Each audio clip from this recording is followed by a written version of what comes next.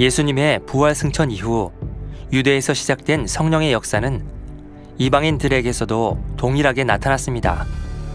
하나님께서는 할례하지도 않고 모세의 율법을 알지도 못하는 이방인들이라도 예수 그리스도를 영접하면 성령을 부어주셨습니다. 주님의 수제자 베드로와 사도 바울은 이러한 성령의 역사를 또렷이 목도했습니다. 그런데 유대인 성도들 중 일부는 이방인 성도들도 유대인 성도들과 동일하게 할례를 받고 모세의 율법을 지켜야 구원받을 수 있다고 주장했습니다.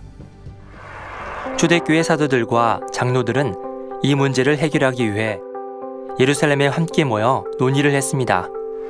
그 결과 이방인 성도들에게는 4가지만 멀리하라고 하자고 결정했지요. 그 4가지란 우상의 더러운 것과 음행, 목매어 죽인 것과 피채 먹는 것입니다.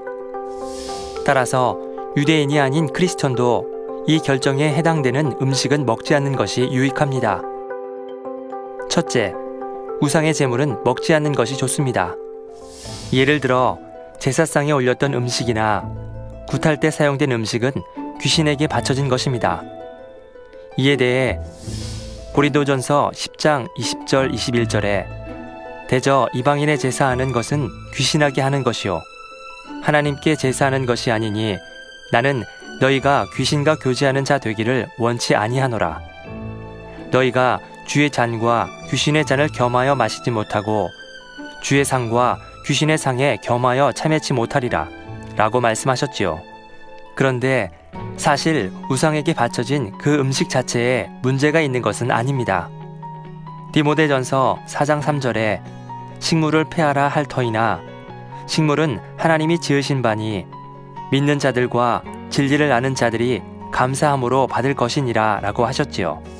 따라서 이런 진리의 지식을 잘 알고 믿음이 장성한 성도가 어떤 경우에 우상의 제물을 먹는 것은 죄가 되지 않습니다.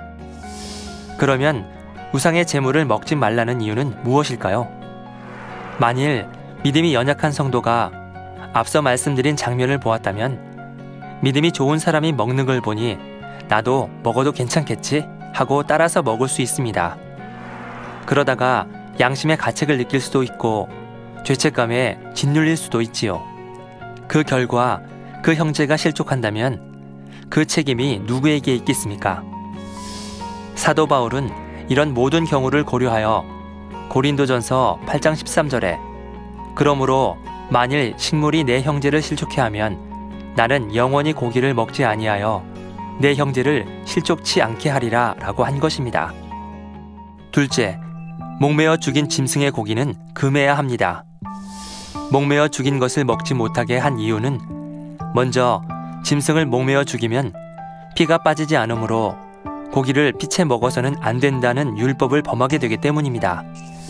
다음으로 거룩한 성도가 짐승을 목매어 죽이는 이방인들의 잔인한 식습관에 가담하는 것은 옳지 않다고 판단했기 때문입니다.